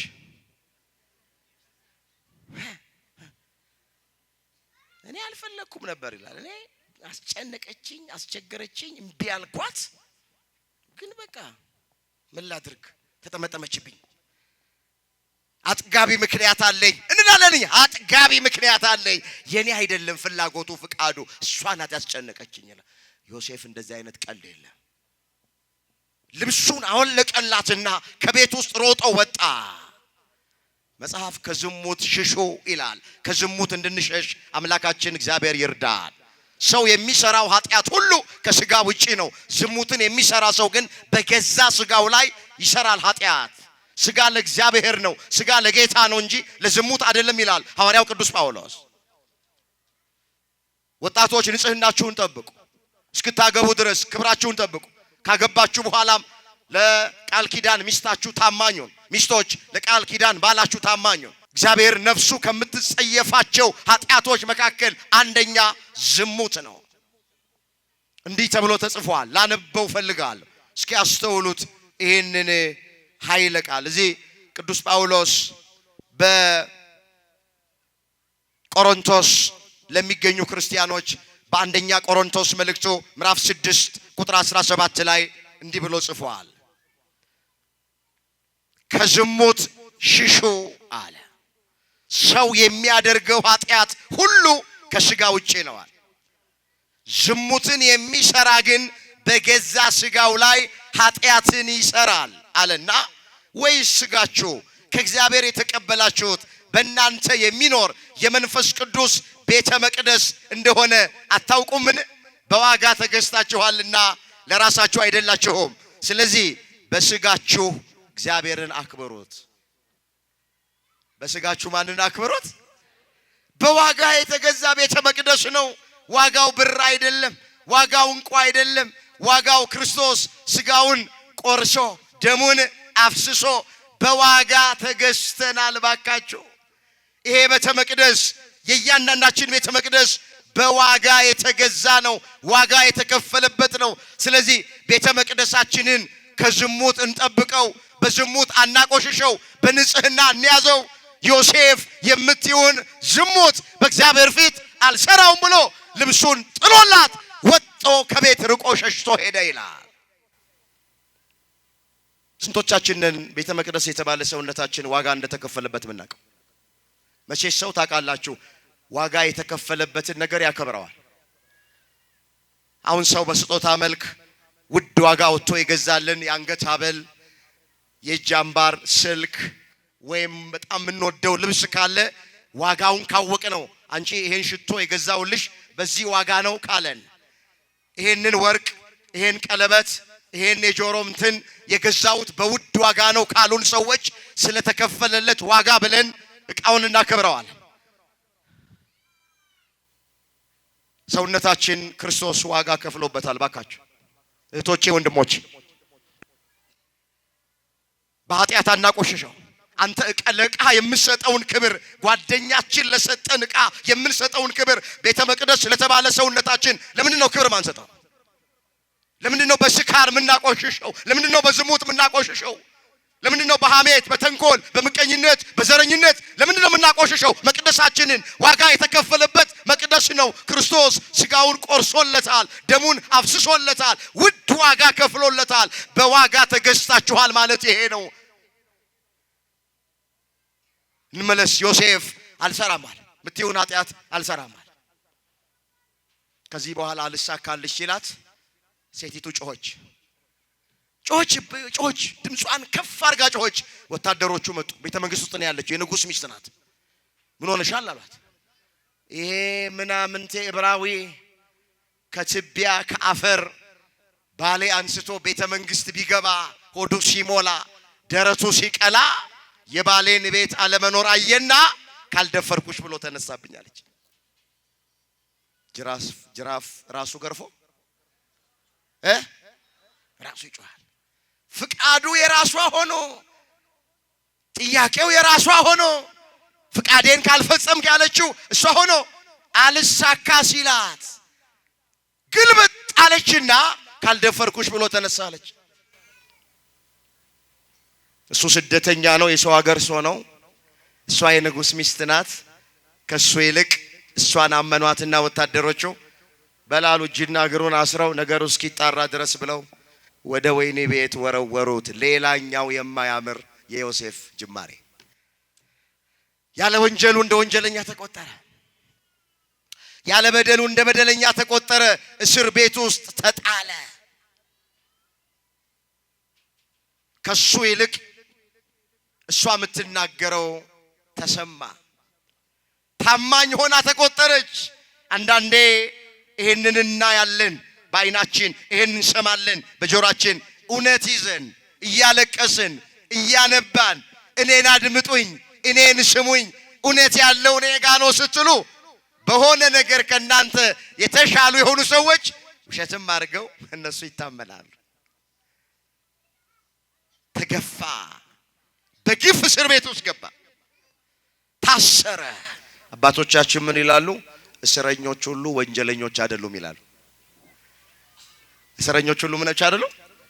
ምን ይሆን ዮሴፍ አሁን ምን የሚያሳስር ነገር አለው? ምን ወንጀል አለበት? ዝሙት አልሰራም ነው ያለው። ንጽህናዬን አላጎድፍም ነው ያለው። በእግዚአብሔር ፊት ነውር አላደርግም ነው ያለው። ይሄ የሚያሾም ነው፣ ይሄ የሚያሸልም ነው፣ ይሄ ማዕረግ የሚያሰጥ ነው፣ ይሄ ክብር ነበረ። ግን እንደ ወንጀል ተቆጠረበትና ለወህኒ ተላልፎ ተሰጠ። ዓለም እንደዚህ ናት። ዓለም ፍትህ የላት። የሚፈቱትን ታስራለች፣ የሚታሰሩትን ትፈታለች። ከዓለም ፍትህና ዳኝነት አትጠብቁ። እውነተኛ ዳኛ ማን ብቻ ነው? ንገሩኝ፣ ማን ብቻ? ፍትህ የሚሰጠው ማን ነው? ፊት አይቶ የማያዳላው ማን ነው? በቅንነት የሚፈርደው ማን ነው? እውነተኛው ዳኛ ማን ነው? አመስግኑት። እግዚአብሔር ነው። ክብር ምስጋና ለስሙ ይሁን። እግዚአብሔር እስር ቤት ውስጥ ገባ። እንመለስ። እነዚህ እያየን ያለናቸው ማያምሩ ናቸው። ልክ እስር ቤት ውስጥ ሲገባ በጸሐፍ የሚለው ምንድነው? እግዚአብሔርም በእስር ቤት ውስጥ ከዮሴፍ ጋር ነበር ይላል። ደግሞ ከማን ጋር ነበር? ሲሰደድ አብሮ ይሰደዳል። እግዚአብሔር ሲታሰር አብሮ ይታሰራል። እስር ቤት ውስጥ አብሮ ነበረ። በእስረኞቹ ፊት እግዚአብሔር ለዮሴፍ ሞገስ ሆነው ይላል። እግዚአብሔር በጠላቶቻችን ፊት ለሁላችንም ሞገስ ይሁነን። ሞገሳችን ማን? መስክሩ። ሞገሳችን ማን? እግዚአብሔር ሞገስ ሆነው ይላል። እዛ እስር ቤት ውስጥ ቆየ። 2 ዓመት ነው የታሰረው። ስንት ዓመት? ባላየው ነገር፣ ባልሰማው ነገር፣ ባልፈጸመው ወንጀል፣ ባላደረገው ነገር ንጽህናውን በጠበቀ ኃጢአት አልሰራም ስላለ 2 ዓመት በግፍ ታሰረ። አንዳንድ ጊዜ በህይወታችን እንዲህ ሊገጥመን ይችላል። ወንጀል ሳንሰራ ሕግ ሳንተላለፍ ወገኖቼ ኃጢአት ሳይገኝብን ለክፉ ነገር ተላልፈን እንሰጥ እንችላለን። እንዳትደነቁ ኢየሱስ ክርስቶስ በመስቀል ላይ የተሰቀለው ጎኑን በጦር የተወጋው እጆቹን በሚስማር የተቸነከረው ኃጢአት ሰርቶ አይደለም፣ ወንጀል ተገኝቶበት አይደለም። ንጹሕ ባህሪ ነው። ሲሰድቡት መልሶ ያልተሳደበ ነው። መከራ ሲያደርሱበት ያልዛተ ነው። ነገር ግን እንደ ክፉ አድራጊ ቆጥረውት በመስቀል ላይ ሰቅለውታል። በሚስማር ቸንክረውታል። የሸዋ አክሊል ደፍተውበታል። ስጋው አልቆ አጥንቱ እስኪታይ ድረስ 6666 ጊዜ በጅራፍ ገርፈውታል። አንዳንድ ጊዜ በህይወታችን እንደዚህ ይሆናል። ዓለም ፍትህ የላት። ታሰረዘ እስር ቤት ውስጥ ያለ ወንጀሉ ጭብጥ ኩርምት ብሎ 2 ዓመት። ስንት ዓመት? 2 ዓመት። ላሳጥር ታሪኩን ወደ ምፈልገው ነገር ልምጣና እዛ እስር ቤት ውስጥ ሳለ አሁን 2 ሰዎች፣ አንዱ የጠጅ አሳላፊ ነው፣ ሁለተኛው የእንጀራ አሳላፊ ነው። ህልም አዩና ለዮሴፍ መተው ነገሩት። ሁለቱንም ህልማቸውን ፈታላቸው። አንደኛው ምን አለው? ከ3 ቀን በኋላ ትፈታለህ፣ ወደ ቀድሞ ስራ ትመለሳለህ። አንደኛውን አንተም ከ3 ቀን በኋላ ትፈታለህ፣ ነገር ግን በአደባባይ ላይ ንጉሱ ያሰቅልሃል። አንተ የምትፈታው ወደ ቀድሞ ስራ ልትመለስ፣ አንተ ግን የሚያሳዝነው የምትፈታው በአደባባይ ንጉሱ ሊያሰቅል ነው ብሎ የሁለቱንም ህልም ፈታ። የጠጅ አሳላፊው ነው ወደ ቀድሞ ስራ ትመለሳለህ ከ3 ቀን በኋላ ብሎ ይፈታለት። ግን ምን አለው?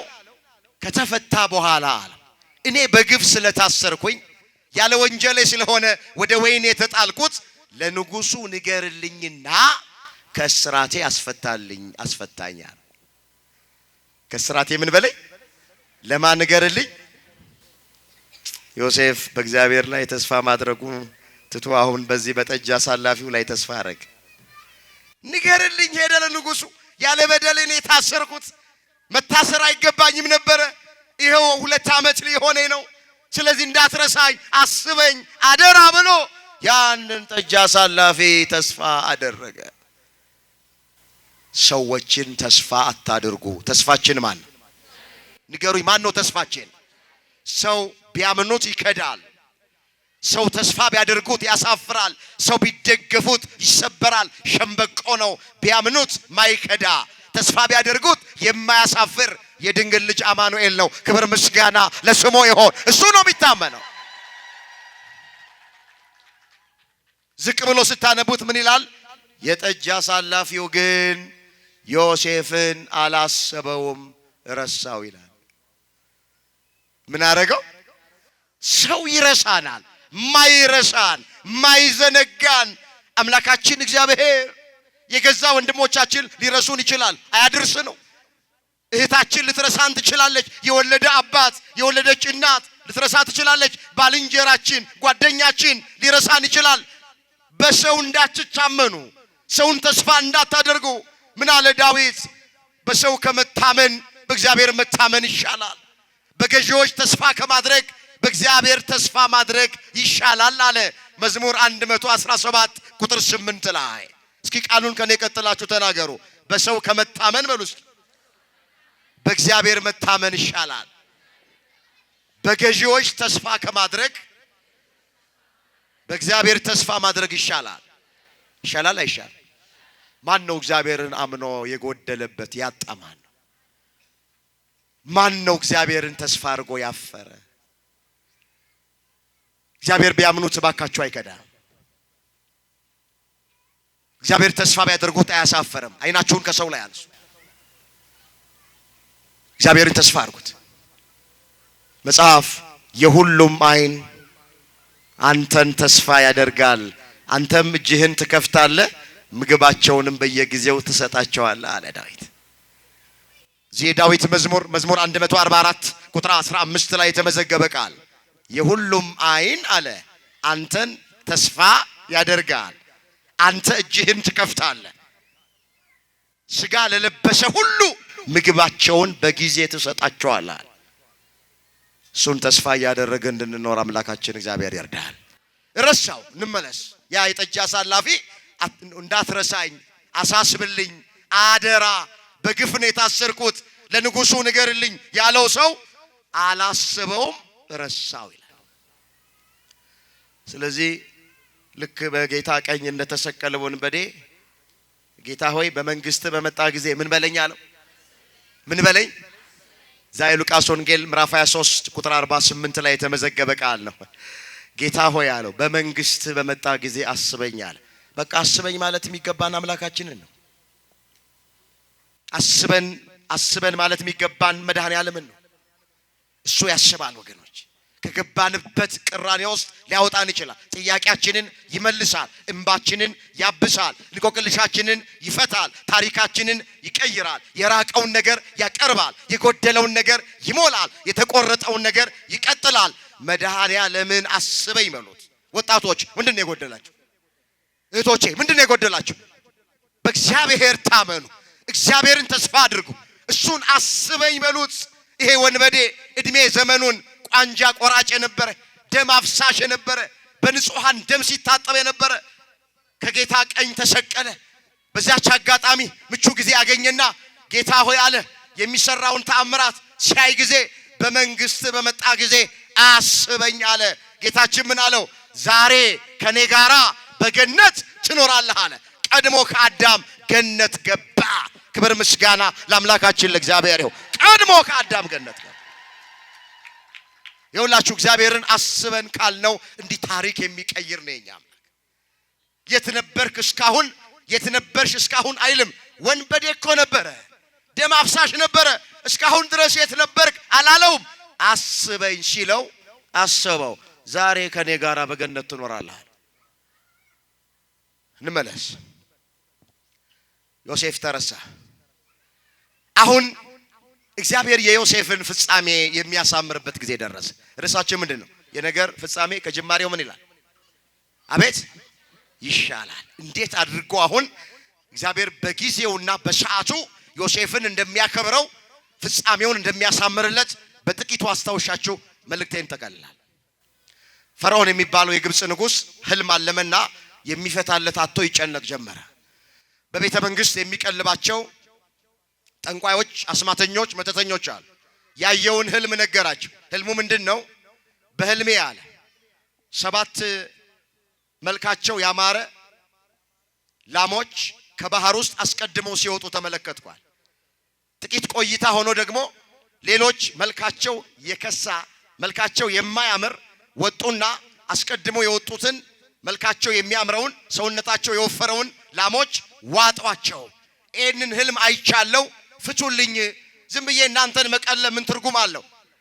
አርጄ አልበላችሁ፣ አሁን ተጨንቅ ያለው ህልሜን ፍቱ አለና በዛ በቤተ መንግስት የሚቀልባቸውን ጠንቋዮች ነገራቸው ፈርዖን ይላል። አንዱም ጠንቋይ የዮሴፍን ህልም ሊፈታ አልቻለም ይላል።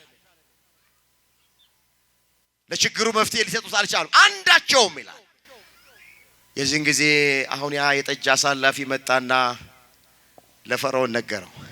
እዛ እስር ቤት ውስጥ በግፍ የታሰረ ዮሴፍ የሚባል ሰዋል። ህልም ጥሩ አድርጎ ይፈታል፣ ህልምን ያልማል፣ ህልምንም ይፈታል። እሱን አስጠርተ ህልምህን ብትነግረው ጥሩ አድርጎ ይፈታልሃል አለ። በሉ አስቸኩሉትና አምጧል። ቶሎ አምጡ ተባለ። እግዚአብሔር የዮሴፍን ፍጻሜ ለሚያሳምርበት ጊዜ ደረሰ። አሁን ተመልከቱ ይውላችሁ፣ እግዚአብሔር መስራት ከጀመረ ሰዎችን ያስጨነቀ ነው ለኛ ስራ የሚሰራለን። ፈርዖንን አስጨነቀው፣ በህልም አስጨነቀው። ህልም አይቶ የሚፈታለት አጣ። ዮሴፍ ነው መፍታት የሚችለው። አስጠራው። በግፍ ታስሯል አሉት። ላነበው ፈልጋለሁ። በዚህ በኦሪት ዘፍጥረት በምዕራፍ 41 ላይ የተመዘገበ ቃል ነው። ከሁለት ዓመትም በኋላ ከስንት ዓመት በኋላ 2 ዓመት ነው የታሰረው በግፍ። ፈርዖን ህልም አየ። እነሆም በወንዝ ዳር ቆሞ መልካቸው ያማረ ስጋቸው የወፈረ 7 ላሞች ከወንዙ ወጡ፣ በውሃ ዳርም በመስክ ይሰማሩ ነበር። ከነርሱ በኋላ መልካቸው የከፋ ስጋቸው የከሳ ሌሎች 7 ላሞች ከወንዙ ወጡ። በእነዚያም ላሞች አጠገብ በወንዙ ዳር ቆመው ነበረ። መልካቸው የከፋ ስጋቸው የከሳ እነዚያ ላሞችን መልካቸው ያማረውን ስጋቸው የወፈረውን 7ቱን ላሞች ዋጧቸው። ይሄ ነው ህልሙ። ማን ይፍታ? ዮሴፍ ይጠራ ተባለ። ቅድም እንደተረከ ቁጥር 14 ላይ እንደዚህ ይላል። ዘፍጥረት 41 ቁጥር 14 ፈርዖን ልኮ ዮሴፍን አስጠራው፣ በግዞት ቤትም አስቸኮሉት። እርሱም ተላጨ፣ ልብሱንም ለወጠ፣ ወደ ፈርዖንም ገባ። ፈርዖንም ዮሴፍን አለው፣ ህልምን አየሁ፣ የሚተረጉምም አልተገኘም። ህልምን እንደሰማ እንደምትተረጉም ስላንተ ሰምቻለሁ አለ። ዝናህን ሰምቻለሁ። ጥሩ አድርገህ ህልም እንደምትፈታ ህልመኛ እንደሆን ይሄ ጸጋ እንዳለ ስላንተ ዝና ሰምቻለሁ። እባክህ ህልሜን ፍታልኝ አለ። ህልሜን ምን በልልኝ? ይኸውላችሁ እግረ መንገድ ህልም ሁሉ ከእግዚአብሔር አይደለም። አሁን አንዳንዱ ሰዎች በህልማቸው ቀይ ሴት ካዩ አርሴምዬን አየኋት ትላለች። አንቺ እንደሚሉ ሰዎች እኮ አሉ። ዛሬ በህልሜን ቡና ቁጭ አርጋ ጎረቤቶቿን ጠርታ አንቺ ዛሬ እኮ በህልሜ አርሴማን አየሁ፣ ማርያምን አየኋት፣ አርሴማን አየኋት። ህልም ሁሉ እግረ መንገድ ከእግዚአብሔር አይደለም። አንዳንዴ ሰይጣንም ህልም ያሳያል። ህልም ከሶስት ወገን ነው ይላሉ አባቶች። አንደኛው ከእግዚአብሔር ነው። አንደኛው ከማን ነው? ከእግዚአብሔር ነው። ሁለተኛው ከሰይጣን ነው። ሁለተኛው ከምንድን ነው? ከሰይጣን ነው። ሶስተኛው ይላሉ ሰው የተፈጠረው ከአራቱ ባህሪያተ ሥጋ ነው እና የተፈጠርንበት ነገር አራቱ ባህሪያተ ሥጋ አንዱ ሲያይል በህልማችን እናያል። አራቱ ባህሪያተ ሥጋ የሚባሉት እሳት፣ ንፋስ፣ ውሃና መሬት ናቸው። ለምሳሌ የእሳትነት ባህሪ ሲያይልብን በህልማችን ውስጥ በእሳት ውስጥ ገብተን ስንቃጠል እናያለን አሉ የቤተ ክርስቲያን ሊቃውንት። የውሃነት ባህሪ ሲያይልብን ውሃ ውስጥ ገብተን ባህር ውስጥ ገብተን ስንዋኝ የሚያወጣን አተን ስንጨነቅ እናያለን። ስለዚህ ህልም ከአራቱ ባህሪያተ ሥጋም ይታያል። ሶሎሞን ደግሞ እንደተናገረ ህልም ከሥራ ብዛትም ይታያል። ቀን በሥራ ከደከምን ማታ በህልማችን ስንሰራ የነበረውን ነገር ልናየው እንችላለን። ሁሉም ህልም ከእግዚአብሔር አይደለም። ከእግዚአብሔር ይሆናል፣ ከሰይጣን ይሆናል፣ ከአራቱ የሥጋ ባህሪያት ይሆናል። ከሥራ ብዛትም ህልም ሊታይ ይችላል። መለየት ያስፈልጋል። አሁን ይሄ ፈርዖን ያየው ህልም ግን ከእግዚአብሔር የሆነ ህልም ነው። ህልምህን እግዚአብሔር ይፍታልህ አለ። እግዚአብሔር በጎ ህልም እንድናይ ሁላችንን ይርዳል። በአቅማችን እንድናልም እግዚአብሔር ይርዳል። እትየዋ ንስሐ አባቷ ጋር መጣች አሉ ህልም አየው ብላ። እስኪ እናንሳት እቺን ሴት ምንድነው ያየሽው ሲሏት፣ በህልሜ አለች ልብሰ ተክህኖ ለብሼ ጥምጥሜ የወርቅ ጽና ይዤ ቤተ መቅደሱን ሳጥን አየሁ አለች ሴትየዋ። የንስሐ አባቷ ደነገጡና እስኪ ድገሚ አሏት። በህልሜ ልብሰ ተክህኖ ለብሼ ሞጣይት ደርቤ እንደገና የወርቅ ጽና ይዤ መቅደሱን ሳጥን አየሁ አላች። ሰሙና እኛ አባት ምን አሏት? አንቺ ሴት ምን ነው በአቅምሽ ብታልሚ አሏት። በምንሽ? በአቅማችን እንድናልም እግዚአብሔር ይርዳን። ህልም ሁሉ ከእግዚአብሔር አይደለም። ይሄ ህልም ግን ከእግዚአብሔር። ምን አለው ፈርዖን ለማን ነው? ዮሴፍ እኔ ህልምህን አልፈታልህም፣ ህልምህን የሚፈታልህ እግዚአብሔር ነው አለ። ማን ነው የሚፈታልህ አለው? አልተመጻደቀም ዮሴፍ፣ አልተኩራራም፣ አልታበየም። ጸጋው እኮ አለው ህልም የመፍታት። እኔ እፈታለሁ አላለም፣ እግዚአብሔር ይፈታልሃል አለ። ክብርን ሁሉ ለእግዚአብሔር እንድንሰጥ እግዚአብሔር ይርዳል። አሁን እኛ ብንሆንስ እቺ ጸጋ ብትኖረን ስንት ተከፍለኛል ነው መጀመሪያ ምን ደራደረው? ፈታልሃለሁ ግን ስንት ከፍለኛል? እኔ እግዚአብሔር ብዙ ነገር የማይሰጠን ወገኖቼ፣ እኔ እውነቴን ነው የምላችሁ፣ በጣም ወደ ንግዱ ውስጥ እንዳንገባበት ፈልጎ ነው። አሁን ጌታችን እንደዚህ ያለ ጉባኤ ላይ ያስተማረ ሰዎቹ ሲራቡ 5 እንጀራና 2 ዓሣ አበርክቶ ለ5000 ህዝብ መግቧል የሚል። አሁን ይሄ ጸጋ ለኛ ቢሰጠን ኖሮ ጥቂቱን አበርክቶ የመመገብ ጸጋው ቢሰጠን ኖሮ ዛሬ ማን ይቻላል? ወደ ሂሳብ ውስጥ ወደ ስሌት ውስጥ ነበር የምንገባው። ስለዚህ እግዚአብሔር ይውላችሁ ብዙ ነገር የማይሰጠን በሱ ላይ እንዳንኮራበትና በተሰጠን ጸጋ ደግሞ እንዳንጠፋ ስለሚፈልግ ይመስለኛል። ስንት ትከፍለኛለህ አላለም ዮሴፍ። ህልምህን እፈታለሁም አላለም። ያንተን ህልም የሚፈታው እግዚአብሔር ነው አለ። ማን ነው አለ? ክብርን ለማሰጠ ዮሴፍ የምታደርጉትን ሁሉ ለእግዚአብሔር ክብር አድርጉት ተብሎ ተጽፏልና እዛ አንደኛ ቆሮንቶስ 10:31 ላይ ሁሉ ለእግዚአብሔር ክብር እንድናደርገው እግዚአብሔር ይርዳን። ፈታለት ጥሩ አድርጎ 7 ላሞች አስቀድሞ ከወንዙ መውጣታቸው በግብጽ ምድር ላይ 7 ዓመት ጥጋብ ይሆናል። ጥጋብ ይሆናል፣ ይትረፈረፋል፣ በረከት ይሆናል። 7 የከሱ ላሞች ከኋላ ከወንዙ ወጥተው የመጀመሪያዎቹን መዋጣቸው ከ7 ዓመት ጥጋብ በኋላ 7 ዓመት ደግሞ ረሃብ ይሆናል። ይሄ ነው እግዚአብሔር ላንተ ያሳየ ህልም። ይሄ ነው በጥጋቡ ሰዓት በደንብ የረሃቡን ዘመን ማለፍ እንድትችሉ ሰብሉን፣ እህሉን፣ ምግቡን በደንብ አርጋችሁ ሰብስቦ እግዚአብሔር ወደፊት የሚሆነውን ነገር አስቀድሞ በህልም ነግሮሃል። ህልሙ ሲፈታ ይሄ ነው አለው። ደስ አለው ፈርዖን። ከጣቱ ላይ ያለውን ቀለበት አወለቀና ለዮሴፍ አጠለቀለት።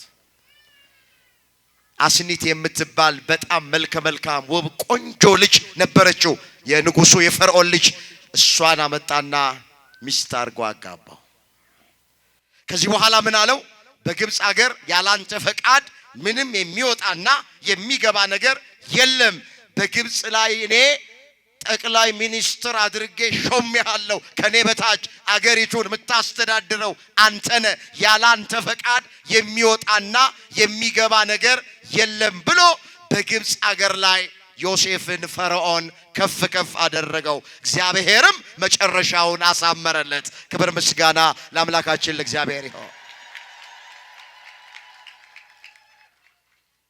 ያ የማያምር የነበረ ዮሴፍ ጅማሬ ዘግይቶ ቆይቶ መጨረሻውን እግዚአብሔር አሳመረለት። በእስር ቤት ውስጥ አሳለፈና ጠቅላይ ሚኒስትር አደረገው ዮሴፍን። እግዚአብሔር በረከት የሚሰጠን በመከራ ወረቀት ጠቅልሎ ነው ይላሉ አባቶች። እስኪ እግዚአብሔር በሉ። በረከትን የሚሰጠን በመከራ ወረቀት ጠቅልሎ ነው። ስለዚህ ሁላችሁ መጀመሪያ ህይወታችሁ ላይ ማያምሩ ነገር ቢገጥሟችሁ ተስፋ አትቁረጡ። ይሄው ዮሴፍ አስተማሪ። ታገሱ፣ ጽኑ፣ እግዚአብሔርን ጠብቁት። መጨረሻውን እግዚአብሔር ማሳመር ይችላል። ይችላል አይችልም? አቤት ይሄው ይችላል እኮ አሳይ። ማን ነው አሁን ይሄ በመጽሐፍ ቅዱስ ባይጻፍ የሚያምነው? ዮሴፍ በዚህ ውስጥ አልፎ ይሄን ያክል ክብር፣ ይሄን ያክል ሹመት፣ ይሄን ያክል ማዕረግ፣ ይሄን ያክል በረከት አገኘ ብሎ መጽሐፍ ቅዱስ ላይ ባይጻፍ ኖሮ ማን ያምን ነበር? ግን እግዚአብሔር የሚሳነው ነገር የለም። ለሰው የማይቻለው ሁሉ ለማን ይቻላል? አምላካችን እግዚአብሔር መጨረሻችንን ያሳምርልን። እስኪ መጨረሻዬን ድገሙት፣ እስኪ ሰልሱት፣ አሳምርልኝ። ሁልጊዜም ይወላችሁ ወንድሞቼ እህቶቼ፣ ለጸሎት እግዚአብሔር ፊት ስትቆሙ መጨረሻዬን አሳምርልኝ በሉት።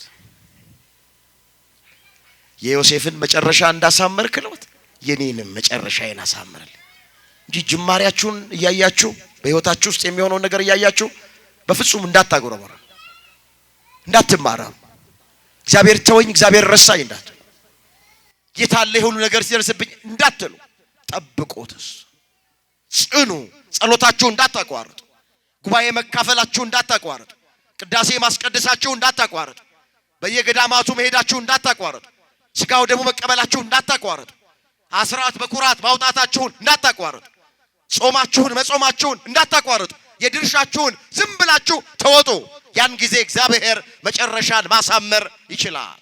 የነገር ፍጻሜው ከመጀመሪያው ይሻላል። ይበቃናል። ያስተማረን የመከረን የገሰጸን የአባቶቻችን አምላክ እግዚአብሔር ስሙ የተመሰገነ ይሁን። ድንግል ማርያም ጣዕሟን ባንደበታችን ፍቅሯን በልባችን ትሳልብን። እግዚአብሔር አምላካችን በተማርነው ትምህርት 30፣ 60፣ 100 ያማረ ፍሬ እንድናፈራ ሁላችንን በቸርነቱ ይርዳን። የሁላችንን መጨረሻ መድኃኔዓለም ያሳምረልን።